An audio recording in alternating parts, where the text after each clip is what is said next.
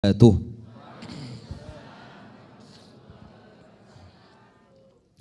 Bismillahirrahmanirrahim. Alhamdulillahi rabbil alamin. Allahumma salli wa sallim ala nabiyyina Muhammadin wa ala alihi wa sahbihi ajma'in. A'udzu billahi minasy syaithanir rajim. Ya ayyuhalladzina amanu taqullaha ittaqullaha haqqa tuqatih wa la tamutunna illa wa antum muslimun. Allahumma anta rabbi la ilaha illa anta khalaqtani wa ana abduka wa ana ala ahdika wa wa'dika mastata'tu. A'udzu bika min syarri ma sana'tu. Abu'u laka bi ni'matika alayya wa abu'u bi dhanbi faghfir li fa innahu la yaghfiru dzunuba illa anta. Allahumma inna nas'aluka ilman nafi'an wa rizqan tayyiban wa amalan mutaqabbala. Amin ya rabbal alamin. Baik hadirin sekalian, ibu-ibu dan bapak-bapak, teman-teman serta adik-adik sekalian. Jamaah pengajian Masjid Syuja yang semoga senantiasa dirahmati Allah, diberkahi Allah dan senantiasa mendapatkan bimbingan, taufik dan hidayah dari Allah. Amin. Panjenengan sehat, Bu? Panjenengan ngelihatnya lewat HP apa kanan kiri begini? Oh ngerekam, monggo lanjut. Saya lihat kok bingung. Sudah lanjutkan Bu. Alhamdulillah di sore hari ini kita bersyukur kepada Allah. Allah Ta'ala pertemukan kita di tempat yang insya Allah penuh dengan keberkahan. Dalam suatu amalan yang menjadi amalan yang paling utama sebagai seorang muslim. Karena disebutkan di dalam kitab Al-Usul Ats-Tsalatsa ada 4 kewajiban global seorang muslim. Jadi secara umum kewajiban seorang muslim itu ada 4. Berapa Bu? Jumlah istrinya berapa? Kewajibannya berapa? Bingung kan Anda kan? Jadi secara garis besar dalam Islam seorang muslim yang lahir dan besar di dalam agama Islam mereka memiliki 4 kewajiban. Nomor 1, al-ilmu. Harus senantiasa mencari ilmu. Sebagaimana yang Allah Ta'ala firmankan, fa'alam annahu la ilaha illallah wastaghfir li dzambik. Ilmui dulu, cari ilmu dulu baru ibadah. Rasulullah sallallahu alaihi wasallam mengingatkan kita, talabul ilmi faridatun ala kulli muslimin wa muslimatin. Menuntut ilmu hukumnya wajib. Bahkan Al-Imam Ahmad Ibnu Hanbal itu mengatakan al-ilmu la ya'diluhu syai'un. Ilmu itu tidak bisa dibandingkan dengan apapun. Kenapa begitu? Karena apabila Allah menginginkan kebaikan untuk panjenengan, maka Allah pasti memberikan kebaikan itu diantarkan lewat ilmu. Karena orang kalau punya ilmu semuanya mudah. Maka kewajiban yang nomor 1, orang Islam harus berilmu. Kemudian kewajiban yang kedua, wal amalu bihi. Ilmunya itu bukan cuma menjadi perbendaharaan pengetahuan. Kalau cuma menjadi perbendaharaan pengetahuan yang muncul seperti sekarang, serang sana, serang sini, kritik sana, kritik sini. Karena ilmunya itu menjadikan dia tidak bergerak. Sementara punya ilmu akhirnya ngetik.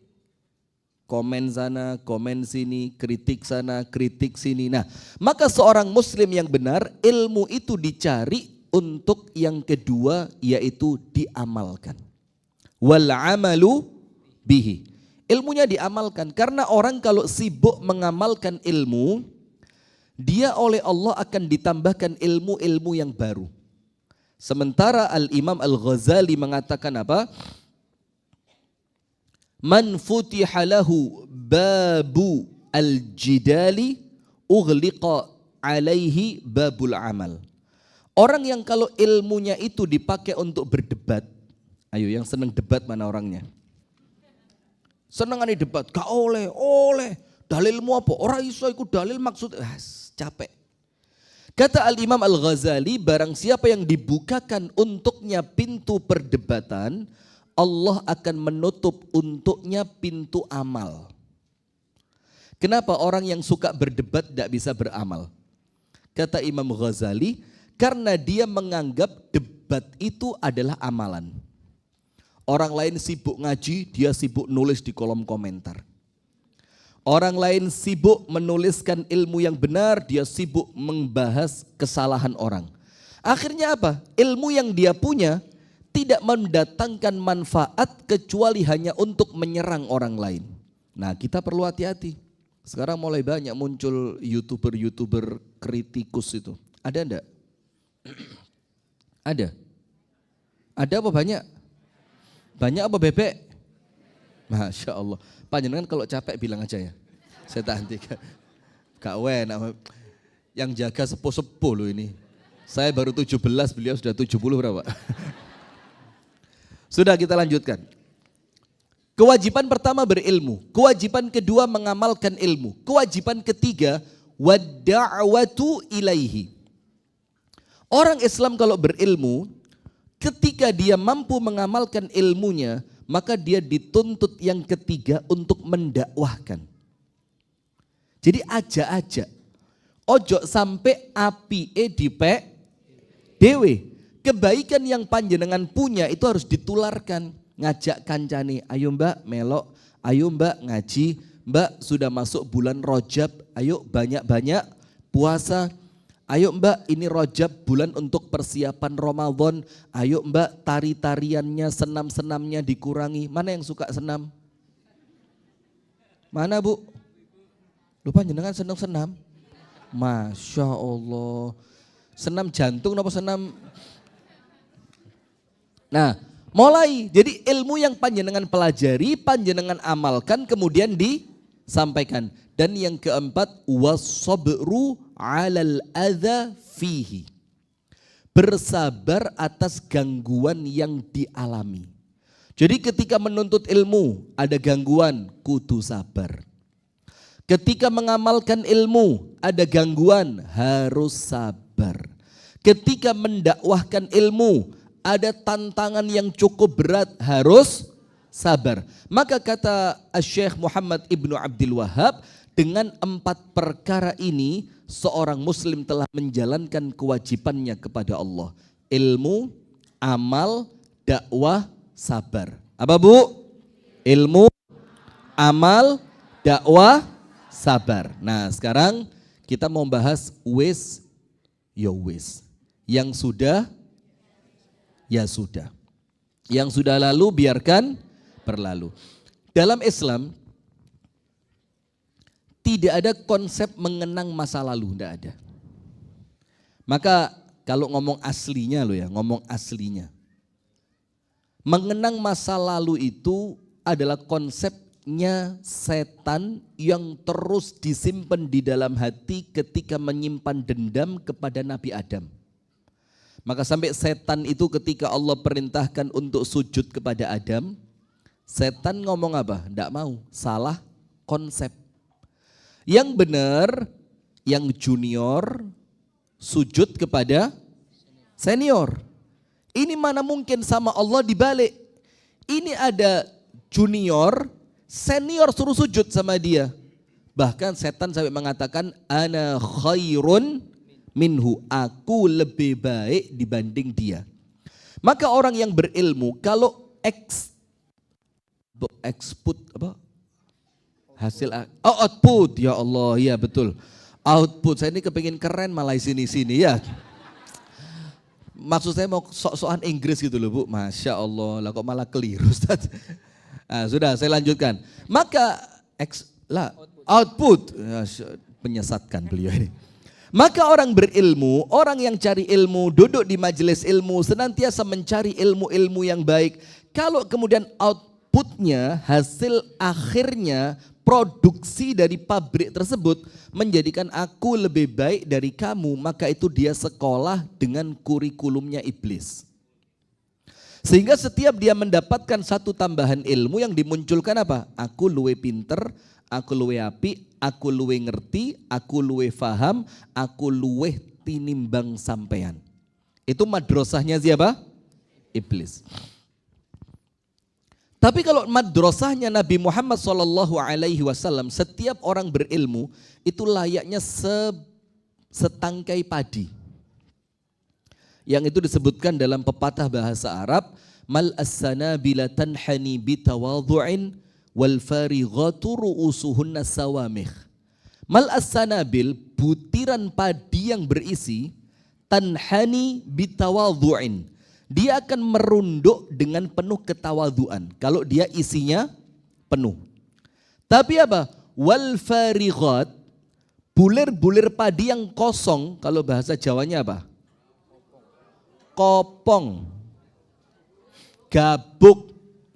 Wal farighat, yang kosong-kosong itu, ru'usuhunna sawamikh, kepala mereka akan mendongak terangkat ke atas, tidak ada berhentinya.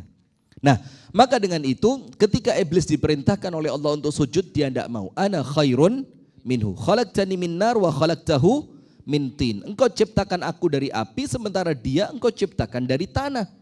Sudah, maka tidak mau sujud. Oleh Allah hasil akhirnya diusir dari surga. Gara-gara kepikiran kejadian ini, apa yang terjadi? Iblis sampai kiamat tidak akan pernah capek, tidak akan pernah bosan, tidak akan pernah jemu untuk menyesatkan seluruh dari kalangan Bani Adam. Nah, maka ini karena apa? Karena kepikiran masa lalu. Sementara konsep Islam, panjenengan lihat. Nun sewu nggih Pak, Bu, orang yang rumah tangganya rusak, dalam rumah tangganya kurang baik, sampai muncul perceraian segala macam, salah pilih pasangan, punya orang tua yang toksik, punya anak yang greget nih, Masya Allah, dengan segala macam hiruk pikuknya dunia setahun yang telah lewat. Maka konsepnya Islam apa? Cuma satu.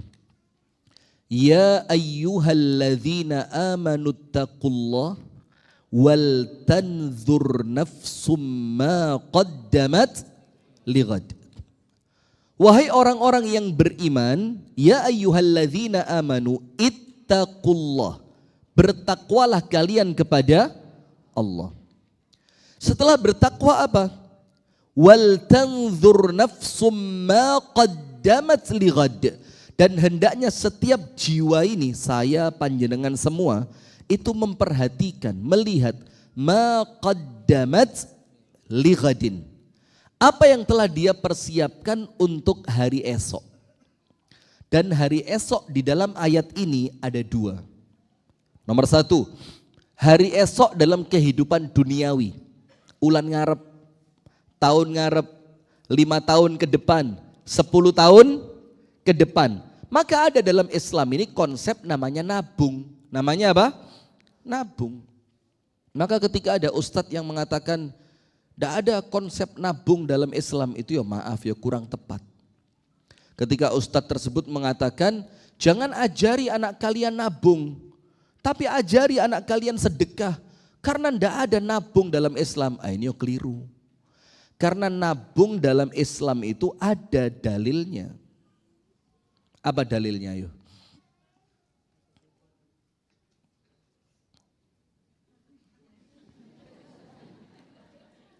Ditakoni malang guyu. Masya Allah. Apa dalilnya nabung dalam agama Islam? Wa tazawwadu fa inna khairaz zadi taqwa. Boleh, berbekallah, sebaik-baik bekal adalah takwa. Masuk satu, tapi kurang tepat. Tepat haji tahun depan tanpa antri. Ayo bismillah, yang bisa jawab haji tahun depan 2026 tanpa antri. Tapi syaratnya membayar dewe. Ayo bismillah, lo ndak mau panjenengan? Ndak mau bayar dewe, medit teram. Lah terus siapa yang bayari? Ada ayatnya, panjenengan buka dalam surah Yusuf. Sebenarnya dalilnya banyak, cuma saya singkat aja dalam surah Yusuf. Dalam surah Yusuf, itu ketika Nabi Yusuf menafsirkan mimpinya raja, ada 7 ekor kambing, sapi kering dimakan sapi besar macam-macam itu, kata Nabi Yusuf, ya sudah, itu menunjukkan akan terjadi 7 tahun masa paceklik, nanti begini panjang. Terus Nabi Yusuf mengatakan apa? Mulai hari ini, apa yang kalian panen dari gandum kalian dibagi 3. Sepertiga dimakan, sepertiga biarkan tetap di tangkainya, dan sepertiga kembalikan untuk benih yang ditanam berikutnya. Nah, sebagian yang kedua ini tadi yang dibiarkan pada tangkainya, itu apa namanya kalau bukan nabung? Itulah nabung, maka ada contohnya. Nah, tapi kemudian dalam Islam ini Anda tidak hanya disuruh nabung untuk dunia. Karena wal tanzur nafsum ma qaddamat lighad, perhatikan setiap kalian apa yang kalian telah lakukan, apa yang kalian persiapkan untuk hari esok. Hari esok yang pertama, hari esok dunia.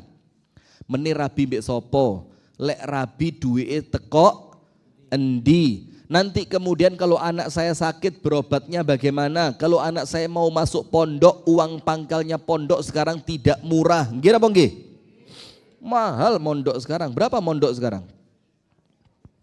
Itu di Malang saja sekarang ada satu pesantren, saya tidak nyebut nama ya, nanti jadi iklan. Itu uang pangkalnya mendekati 80 juta, 70 sekian. Per bulannya, SPP bulanannya 4,7 juta. Panjenengan mau nyekolahin anak ke sana? Mau iya, tapi mampu apa enggak itu loh. Nah, sudah, maka hari esok yang pertama adalah hari esok untuk kehidupan dunia. Tapi ada hari esok yang kedua, inilah hari esok yang lebih penting. Apa itu? Kehidupan akhirat. Nah, maka dalam Islam konsepnya bukan mengingat masa lalu tapi membangun masa depan. Sip. Nah, untuk itu Al-Imam Ibnul Qayyim Al-Jauziyah mengatakan min sa'adatil mar'i thalathatu umurin. Kata Ibnul Qayyim, kalau kepingin tahun depan, bulan depan, 5 tahun ke depan, 10 tahun berikutnya, sampai kehidupan akhiratnya baik, ada 3 kunci. Berapa kuncinya? 3. Kalau kewajiban tadi ada berapa? 4. Cari ilmu, mengamalkan ilmu, mendakwahkan ilmu, dan bersabar atas gangguan di dalamnya. Faham sampun? Maka cari ilmu hukumnya apa? Berarti bukan lek kober. Ada mbak ayo ngaji lek kober. Lek kualik harus disempat-sempatkan. Orang yang tidak sempat mencari ilmu bukan karena tidak punya waktu, tapi salah di dalam prioritas hidup. Berarti ilmu untuk dia bukan prioritas. Wong olahraga pagi bisa ketemu 30 menit sampai 1 jam. Dia scrolling apa? HP, TikTok, Instagram, YouTube. Nggak usah guyang-guyu diurusin genah kok guyang-guyu Anda ini. Ini salah kasep yang ini loh Ustaz. Dika ini sih bener. Coba viral apa viral? Yang nunjuk itu? Itu viral itu ya? Oh iya, keliru mana ya Allah. Nah itu yang betul Bu, viral. Instagram, YouTube. Itu yang benar, Anda diurusin benar malah guyang-guyu. Sudah, untuk scrolling HP ada waktu. Kenapa untuk cari ilmu kok tidak ada waktu? Masalahnya adalah prioritas. Nah sekarang kata Ibnul Qayyim, sing wis ya wis, lupakan masa lalu agar kemudian kita tidak disibukkan untuk membangun masa depan. Itu kuncinya 3. Nomor 1, min sa'adatil mar'i, di antara perkara yang menjadikan uripe menungso iku penak. Sa'adah itu artinya apa? Bahagia, gak kakean pikiran, duwe duit seneng, gak duwe duit yo.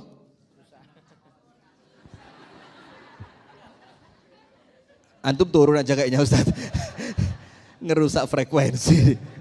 Nah, ya memang susah lah, tapi kemudian uang itu kan bukan segalanya ya. Tapi kita yakin segalanya perlu. Nah, begini Bu. Jadi min sa'adatil mar'i thalathatu umur. Kalau kita mau buka di dalam ayat Al-Qur'annya, sing wis ya wis, ngadep negeri akhirat, ngadep masa depan yang penuh dengan harapan dan kecerahan. Kalau ayat Al-Qur'annya mengatakan man amila salihan min dzakarin au untha wa huwa mu'min falanuhyiyannahu hayatan tayyibah. Itu rumusnya Al-Quran. Dan ini jamaah, inilah namanya iman. Iman itu bukan cuma dirungokno, tapi iman itu apa? Menggerakkan panjenengan. Maka iman itu Bu, tidak ada kalimat iman di dalam Al-Quran berdiri sendiri. Mboten enten. Yang ada apa? Alladzina amanu wa amilus shalihat. Itulah iman. Nah, maka ketika kita mengimani firman Allah, kita mengimani firman Allah itu benar. Wa man asdaqu minallahi haditha, wa man asdaqu minallahi qila. Tidak ada yang omongannya lebih benar dibandingkan firman Allah. Tidak ada yang janjinya lebih tepat kecuali Allah. Tidak ada yang lebih sayang kepada kita dibandingkan Allah. Itulah iman. Nah, maka ketika kita mengimani man amila salihan min dzakarin au untha. Mannya di sini itu man di dalam bahasa Arab bermakna syartiyah. Wis angel wis. Bermakna apa Bu? Syarqiyah. Syarqi, Masya Allah malah keliru kabeh. Ini bermakna man syartiyah, syarat untuk mendapatkan kehidupan yang baik. Allah berfirman, barang siapa di antara kalian man amila salihan, mengamalkan yang namanya amal soleh. Tunggu dulu, amal soleh itu apa?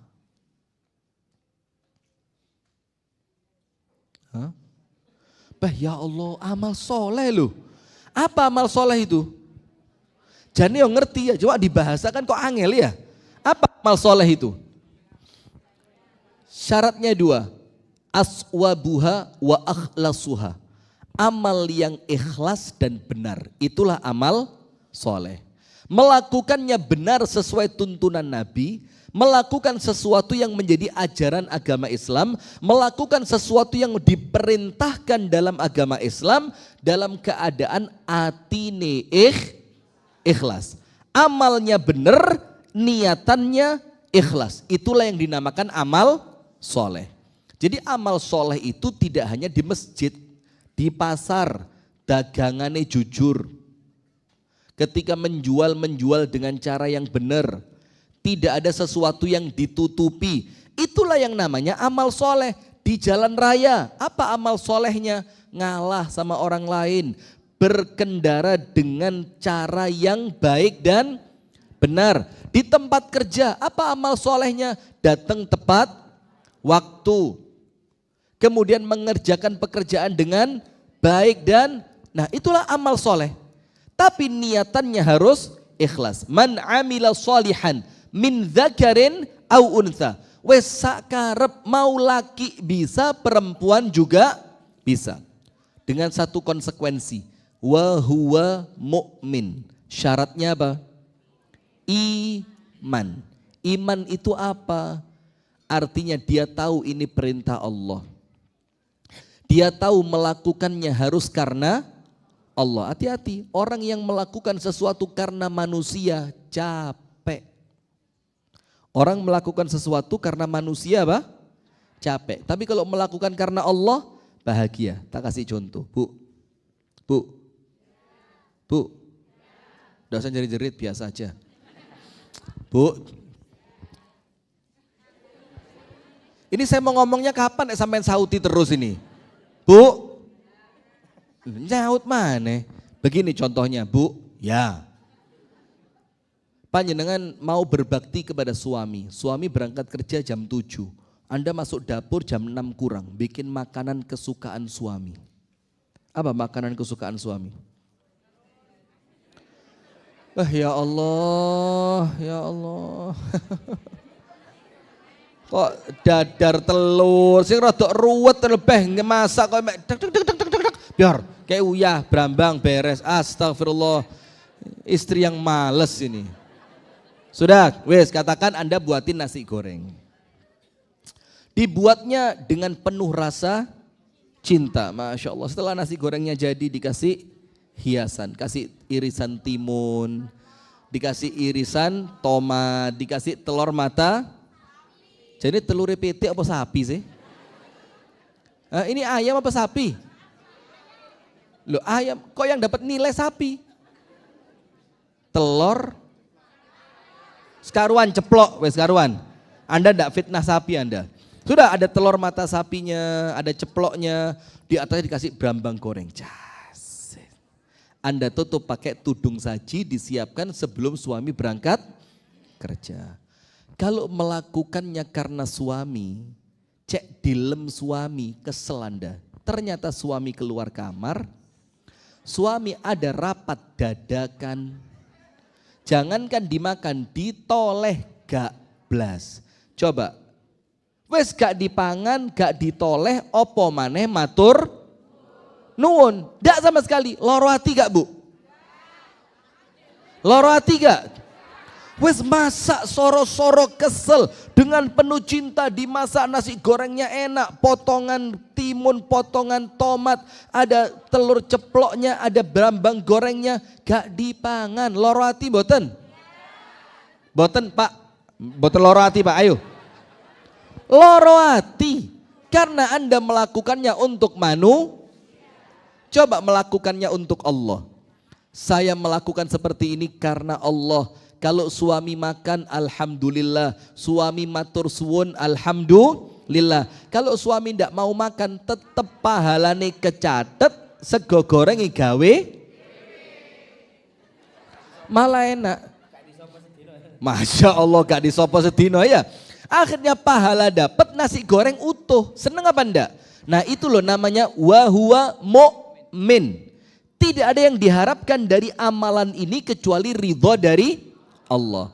Apa yang terjadi? Allah berjanji iman amal soleh. Barang siapa beriman dan melakukan amal soleh. Apa janjinya Allah? Falanuhyiyannahu hayatan thayyibah. Pasti tidak mungkin tidak kami akan berikan untuk orang tersebut kehidupan yang baik. Hayatan thayyibah. Apa hidup yang baik itu? Hidup yang penuh dengan ketenangan, hidup yang penuh dengan kecukupan, hidup yang penuh dengan kebahagiaan, gak tahu sumpek, gak tahu ngeluh, gak tahu ruwet, gak tahu eker-ekeran. Itu Allah janjikan untuk orang yang iman dan amal soleh. Nah sekarang, kata Ibnul Qayyim, amalannya ono telu. Cek seneng terus, gak kepikiran sing buri terus. Mikirnya akhirat, masa depan dan hidupnya bakal bahagia. Ada 3 resep kata Al-Imam Ibnul Qayyim Al-Jauziyah. Resep yang pertama, alladzi idza u'tiya syakar. Yaitu orang yang pintar bersyukur kalau mendapatkan anugerah dari Allah. Itu syarat pertama. Dadiyo wong sing pinter syukur. Uripmu penak. Dikasih alhamdulillah. Jadi syukur ini jamaah disebutkan oleh para ulama ziyadatun ni'am. Sesuatu yang menjadikan nikmat yang panjenengan terima itu oleh Allah ditambahi. Yang dengan syukur itu rasa nikmatnya akan tetap terasa sampai kapanpun. Jujur, Bu, nikah Bu, Sebelum nikah kurang sehari perasaan bagaimana? Ayo, bagaimana perasaannya? Pak, mau nikah bagaimana perasaannya? Bahagia, ndredeg, penasaran, bingung, malu, campur aduk jadi satu. Malam pertama, apa yang dirasakan?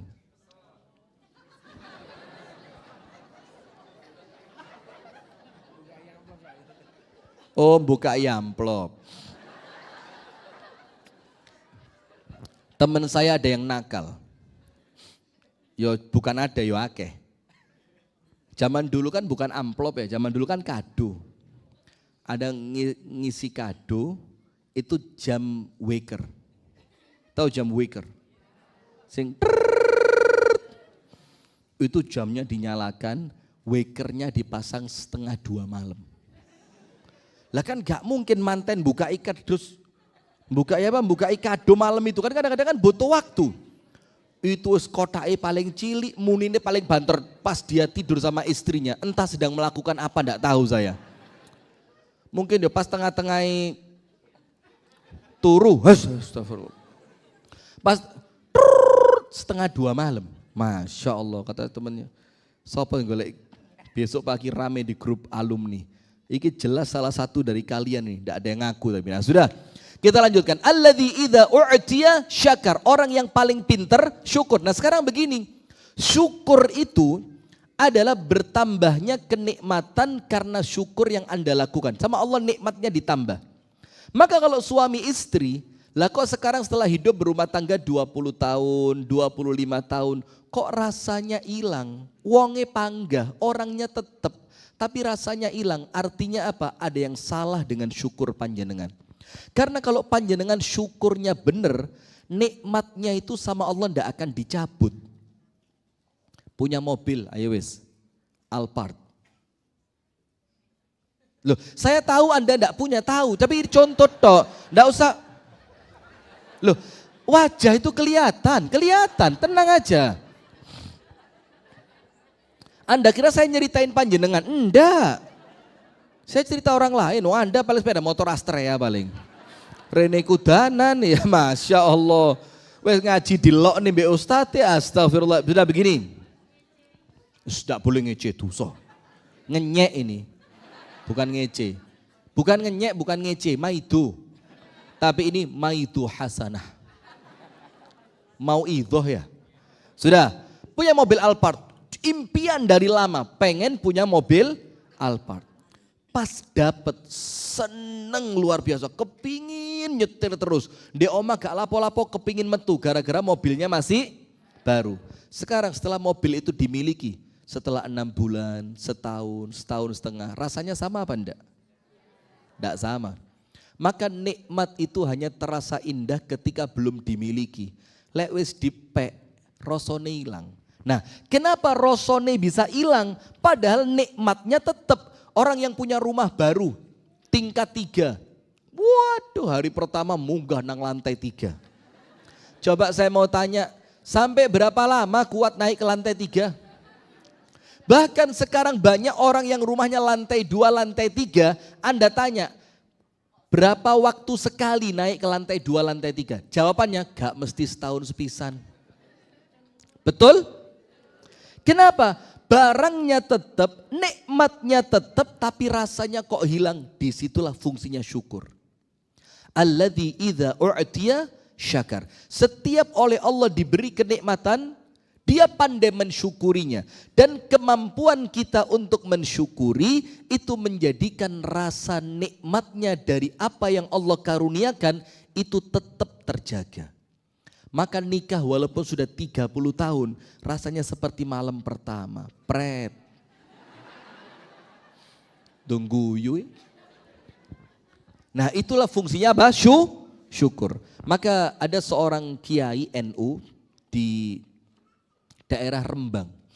Namanya Kiai Alhamdulillah. Apapun yang terjadi Alhamdulillah. Wes top. Sampai Yai Alhamdulillah ini namanya Yai Syahid. Alhamdulillah apapun Pak Yai santri tadi malam mau kabur jatuh tangannya patah. Alhamdulillah. Pak Yai dapat kiriman beras 1 truk dari Fulan bin Fulan. Alhamdulillah. Pak Yai, uang kas pesantren sudah habis Pak Yai, nanti bulan depan nih buat gaji guru repot. Alhamdulillah. Pokok apapun yang terjadi, alhamdulillah. Suatu hari jalan Rembang sampai Semarang, lewat sungai. Itu rombongan sama teman-temannya Kiai dan para Gus. Lewat di pinggir sungai, di tempat itu perempuan mandi kalau sore. Pas lewat, itu teman-teman sak mobil noleh kabeh. Astagfirullah, astagfirullah. Yai Syahid bingung, ono apa toh? Oh alah, alhamdulillah. Betul apa salah Yai Syahid ngomong alhamdulillah? Hah? Temennya protes, Pak Yai ini maksiat. Nonton dan ngelihat perempuan mandi, pakaiannya tidak tertutup. Lah kok panjenengan niku pantese astagfirullah, lah malah panjenengan ngomong. Lihat, tapi alhamdulillahnya ibu-ibu, bapak-bapak beda dengan Yai Syahid. Yai Syahid alhamdulillah ditanya, kenapa kok panjenengan tetap alhamdulillah? Kenapa kok panjenengan tetap alhamdulillah? Kata Yai Syahid, alhamdulillah ketika saya ngelihat perempuan mandi di sungai pinggir jalan yang jadi tontonannya orang lewat, saya ingat anak dan istri saya di rumah punya kamar mandi yang tertutup. Maka saya, alah panjenengan ngeres terus. Piktor, astagfirullah, ngeres tok. Apa iki? Jamaah syuja apa?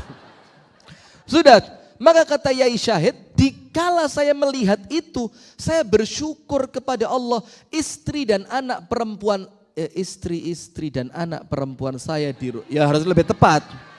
Itu punya kamar mandi yang tertutup sehingga tidak perlu mandi di pinggir.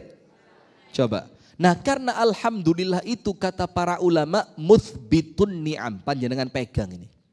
Orang yang pandai bersyukur, syukur itu naleni nikmat cek gak kabur. Mengikat nikmat agar nikmat itu tidak pergi. Zatnya tidak dicabut, rasanya juga tidak dicabut. Kadang-kadang orang kalau sudah nikah 10 tahun, cantik tetap, ganteng tetap, tapi rasa beda. Wes bosen. Nggak usah wajah pura-pura nggak tahu, biasa saja. Wah pengalaman kabeh kok. Artinya kan, sensasinya kan nggak sama seperti. Nah maka ada yang salah dengan syukur. Sip, nomor 1, biar kita itu bisa melupakan masa lalu sing wis wis. Bagaimana? Alladzi idza u'tiya syakar. Jadilah orang yang pandai bersyukur. Dapat apapun alhamdulillah, alhamdulillah, syukur sama Allah. Atine syukur, lisannya juga syukur, dan nikmat yang Allah beri syukuri dengan cara digunakan untuk taat kepada Allah. Nomor 2, walladzi idza btuliya sabar. Kalau dikasih ujian sabar. Nabi Ayub tahu? Nabi Ayub tahu? Setelah semua ujiannya, di akhir cerita Nabi Ayub ngelihat istrinya memotong rambut dan akan menjualnya ke pasar untuk makan Nabi Ayub. Sudah ada lagi yang bisa dimakan.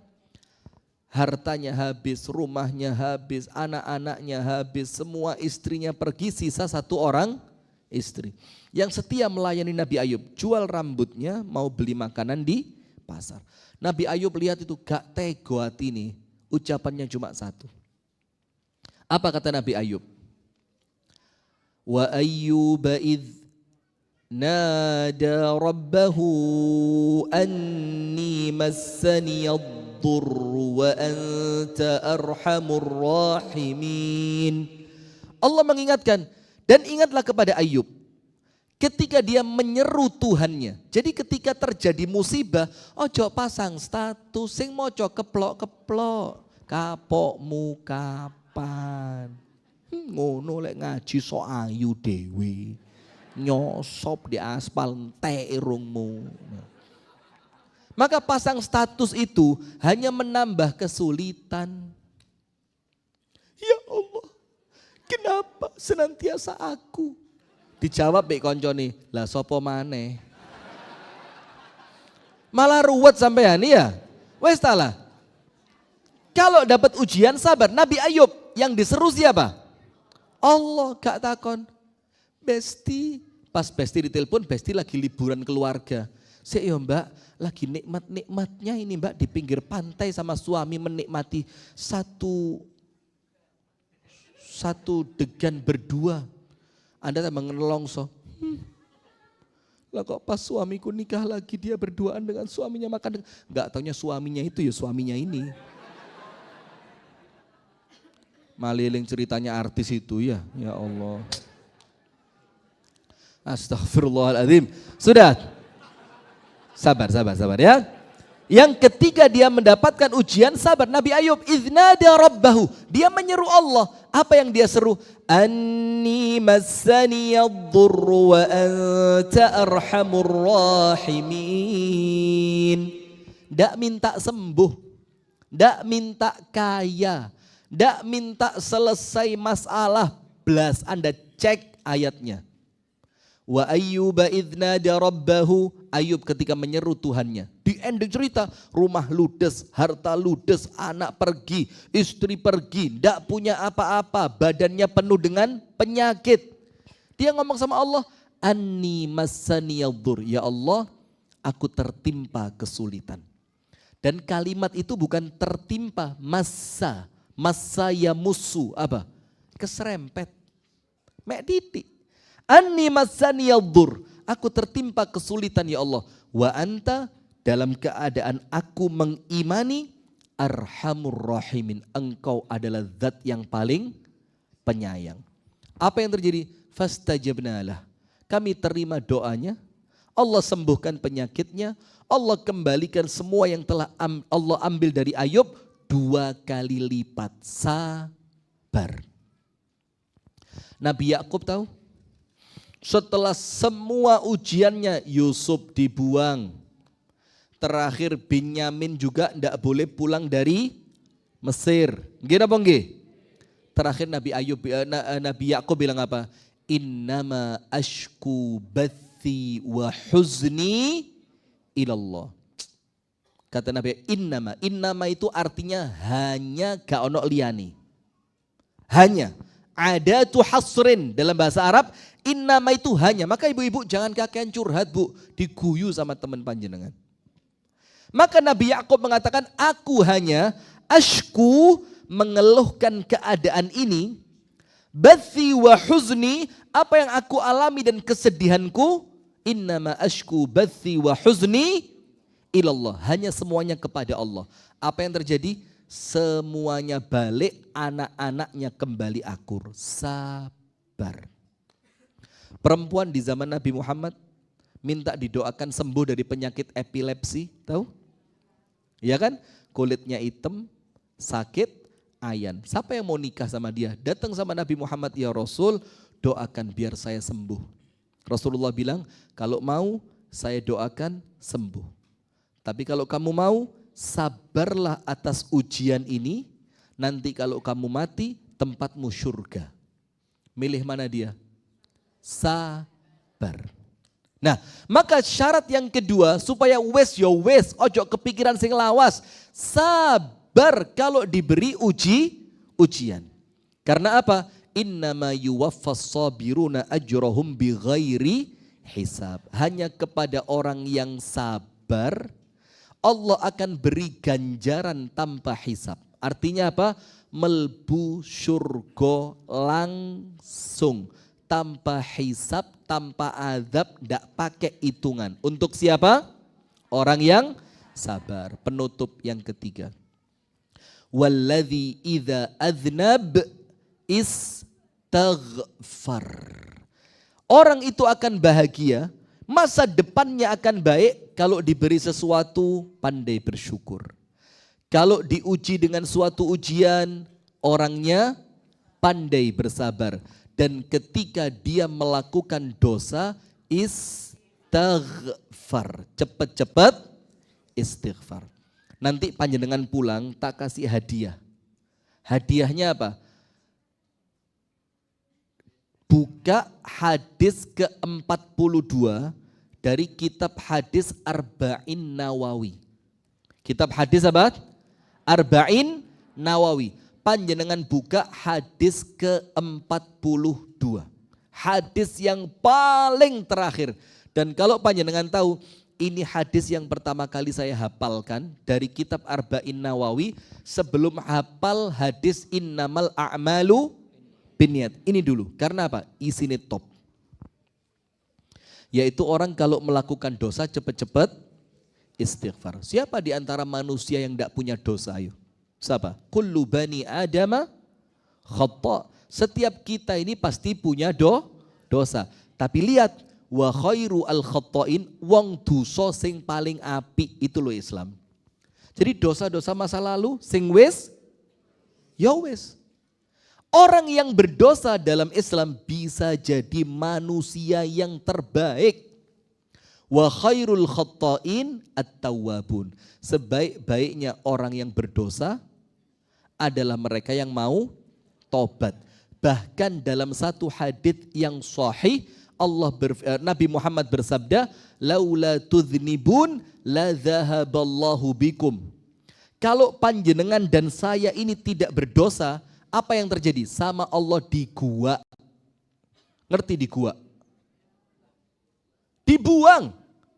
Sama Allah kalau kita tidak berdosa, malah dibuang. Berarti memang Allah menciptakan kita, dalam tanda kutip ya, untuk berdosa.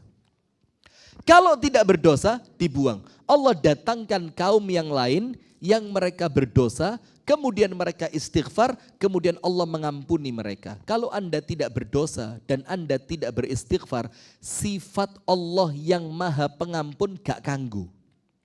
Nah maka sekarang hadiahnya, wis terakhir. Buka hadis Arba'in Nawawi yang paling terakhir. Buka di Google sekarang bisa, buka di AI juga bisa, buka di sini juga bisa. Apal boten? Anda ya apalan cicilan tok kebian ya. Begini. Ini hadis qudsi. Riwayatnya hasan sahih. Hadisnya kuat. Allah berfirman, ya bena Adam, wahai sekalian manusia. Innaka ma da'autani wa rajautani ghafartu laka ala ma kana minka wala ubali. Wahai anak cucu Adam, siapa anak cucu Adam itu? Ya kita ini, semua manusia. Sekiranya kalian mau berdoa, itu loh Bu, pentingnya apa? Doa. Dan kalian tetap punya harapan kepadaku, kata Allah. Berharap apa? Rahmat dan ampunan dari Allah. Apa yang terjadi? Aku ampuni semua dosamu dan aku tidak peduli seberapa banyak dosa itu. Masya Allah. Jadi doa itu bukan cuma meminta sesuatu. Tapi dengan berdoa dan berharap kepada Allah, Allah ampuni semua dosa kita. Amin ya Rabbal Alamin. Tidak berhenti sampai situ, dilanjutkan. Ya bena Adam, lau balaghat dhunubuka ananas samai. Kalau dosamu seluas langit, Masya Allah Bu. Kalau dosamu seluas langit. Thumma astaghfartani, kamu istighfar 1 kali. Ghafartu lak. Dosa sak langit tak busek kabeh. Masya Allah. Penutupnya apa?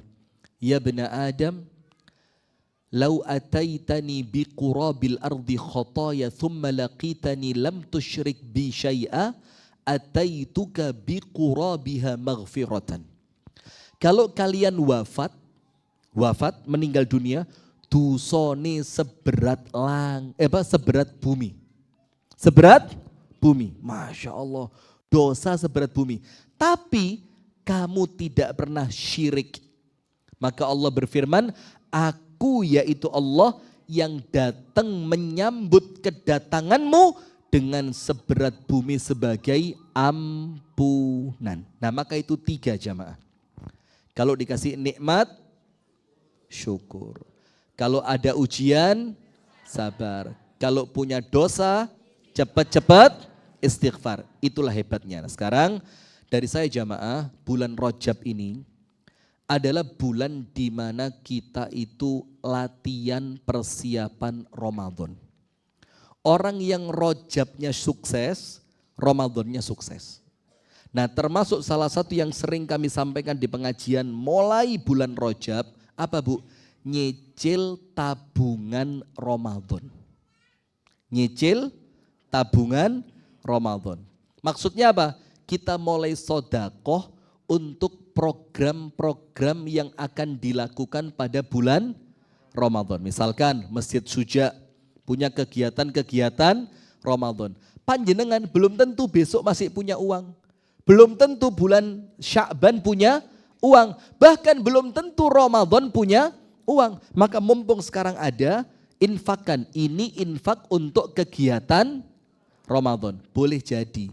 Kalau kita wafat sebelum Ramadan, minimal sedekah kita sampai di bulan Ramadan. Maka dengan itu, salah satu amal utama pada bulan Rajab adalah bersedekah dalam rangka menyambut datangnya bulan Ramadan. Maka insya Allah ini Masjid Suja punya apa?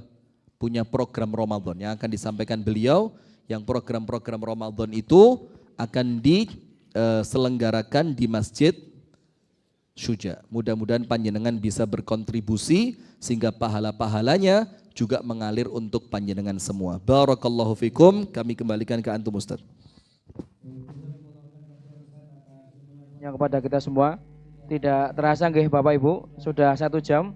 Ustadznya terasa jadi hausnya.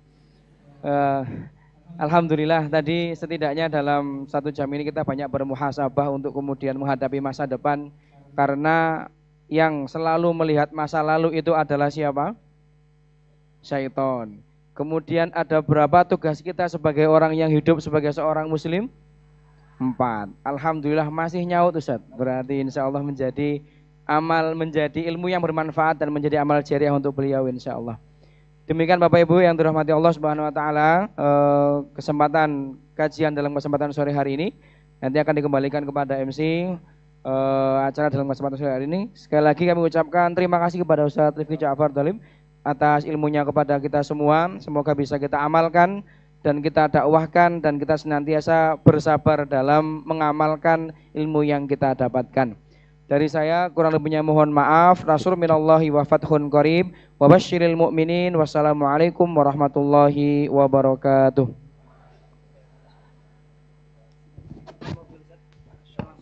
Waalaikumsalam warahmatullahi wabarakatuh.